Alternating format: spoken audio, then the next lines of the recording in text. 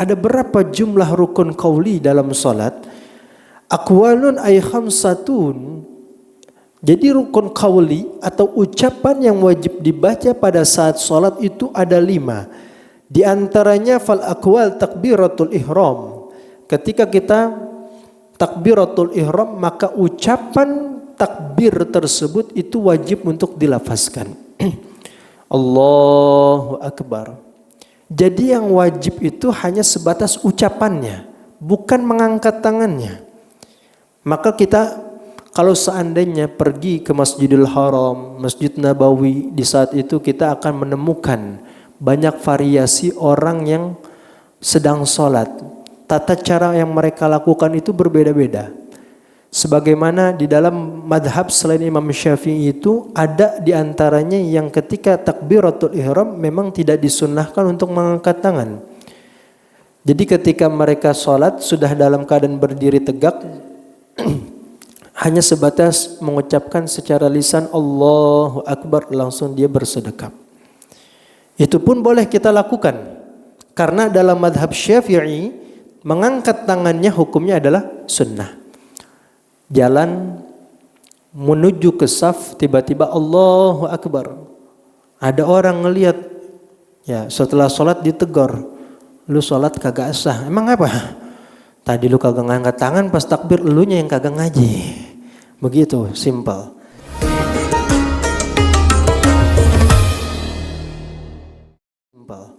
Kedua, wa qiraatul Fatihah. Membaca Fatihah itu adalah sebuah rukun qauli yang wajib untuk dibaca. Kemudian yang ketiga wa tasyahhudul akhir, tasyahud akhir. Yang keempat wassalatu ala nabi sallallahu alaihi wasallam ba'dahu. Tasyahud akhir di dalamnya itu nanti setelah sudah sampai kepada Assalamu alayka ayuhan nabi wa rahmatullahi wabarakatuh. Assalamu alayna wa ala ibadillahis salihin. Asyhadu an la ilaha illallah, asyhadu anna Muhammadar Rasulullah. Itu adalah bacaan tasyahud akhir. Kemudian disambung oleh rukun yang keempat, salawat kepada baginda Rasulullah sallallahu alaihi wasallam. Allahumma shalli ala Muhammad. Maka itu merupakan urutan yang keempat daripada rukun qauli. Dan yang terakhir yaitu wa taslimatul ula. Bacaan salam yang pertama. Jadi 5 daripada rukun qauli itulah yang dimaksudkan dalam pengertian salat aqwalun, ucapan-ucapan. 5 bacaan tersebut tidak dibaca maka tidak sah. At-taslimatul ula yang terakhir itu adalah salam pertama, itu yang wajib. Berarti salam yang kedua kira-kira wajib atau enggak? Enggak wajib. Dan ketika salam yang wajib itu hanya sebatas pelafazan salam sendiri, bukan dengan nengoknya. Jadi andai kata kita mau mau mengakhiri salat, cukup dengan innaka hamidum majid, assalamualaikum warahmatullah, enggak pakai nengok, sah enggak? Sah. Karena nengoknya hukumnya sunnah. Kemudian wa af'alun, perbuatan-perbuatan. Perbuatan yang dimaksudkan itu adalah rukun fi'li. Dalam salat rukun itu total keseluruhan ada 13. Kalau tadi sudah diambil 5 untuk rukun qauli, maka sisanya berapa?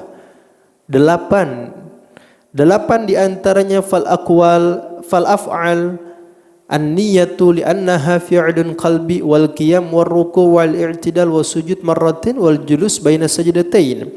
Itu niat, ya. Niat itu termasuk adalah perbuatan. Kok bisa? Niat kan diucapkan dalam hati.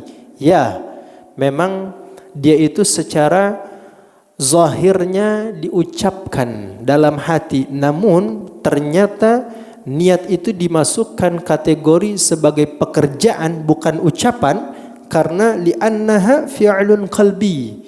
Ya memang pada saat itu hati kita ikut bekerja. Jadi disebutlah niat itu bagian daripada perbuatan hati yang bekerja. Kemudian wal qiyam, berdiri, itu juga termasuk daripada perbuatan. War ruku', i'tidal, kemudian sujud yang dua kali, kemudian duduk di antara dua sujud.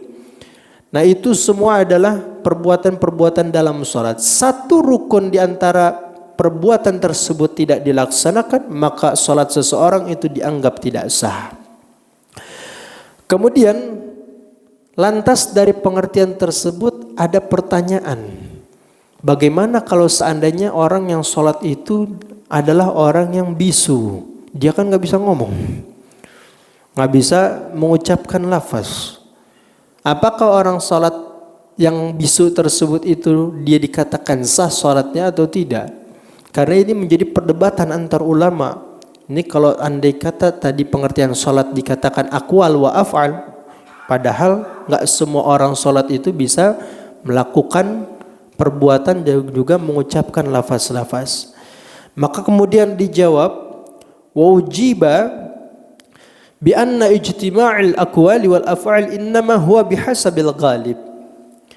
Bahwasannya salat itu diartikan sebagai ucapan dan perbuatan ini mengikuti kebiasaan atau pada umumnya kebanyakan orang. Orang itu kan lebih banyak yang normal dibandingkan yang tidak normal. Kedua, wa ujiba aidan bi anna al-murad aqwalun wa af'alun haqiqah aw hukman fa inna salat al-akhras fiha ma huwa badalun 'anil aqwal. Yang kedua dikatakan salat itu ya memang dia ucapan dan perbuatan namun secara hakikat atau secara hukum saja. Jadi kalau seandainya ada orang bisu, dia sedang melaksanakan salat, maka dengan kebisuannya itu sebenarnya sudah menggantikan posisi orang yang sholat dengan mengucapkan secara lafaz. Tetapi dijadikan sebagai dua kategori. Yang pertama, li'anna kharsahu in kana tari'an lazimahu tahriku lisanihi wal isyaratu bihi ilal huruf au ijra'il aqwali ala qalbi. Kalau seandainya bisunya itu ya baru, artinya tidak sejak lahir, ya, maka sebelumnya kan berarti dia bisa berbicara, bisa melafazkan sesuatu. Orang yang bisunya itu dikatakan dia baru, maka ketika dia sholat, maka wajib baginya untuk apa? Untuk tahrikul lisani, menggerak-gerakkan lisannya. Istilahnya kayak orang qomat kamit. Itu orang bisu tuh, walaupun dia nggak bisa bersuara, tapi lisannya harus bergerak, qomat kamit. Wal isyaratu bihi ilal huruf, dan qomat kamitnya itu menunjukkan sesuai dengan bacaan yang dibaca. Misalnya Allahu Akbar, ya qomat kamitnya itu menyesuaikan hurufnya Allahu Akbar. Seolah-olah dia itu memang ingin membaca walaupun tidak ada suaranya. Wa in kana asliyan lazimahu al-qiyam biqadril Fatihah. Tetapi kalau seandainya bisunya itu memang sudah bawaan sejak lahir. Orang bisu sejak lahir dia kan belum pernah mengucapkan lafaz-lafaz. Karena belum pernah mempelajari itu. Berbeda sama orang yang bisu di tengah kehidupannya, bahwa artinya sebelumnya dia pernah mempelajari ucapan-ucapan seperti itu. Ada orang yang bisunya sejak lahir, maka cukuplah bagi dia untuk sekedar berdiri seukuran bacaan suratul Fatihah. Ya kira-kira bacaan Fatihah berapa menit nih? Kira-kira 2-3 menit ketika dibaca secara tartil, ya. Maka cukuplah orang tersebut itu berdiri seukuran bacaan Fatihah. Habis itu melakukan gerakan-gerakan sebagaimana salat umumnya. Wa salatul janazah fiha aqwalun wa hiya zahirah. Wa af'alun wa hiya al-qiyamat wa hiya af'al muta'addidah hukman. Kemudian ada salat, kalau tadi dilakukan oleh orang bisu, dia mampu bergerak namun tidak mampu berucap. Ada juga orang yang salat, dia mampu berucap namun tidak mampu bergerak. Contohnya apa? Salatul marid, orang sakit.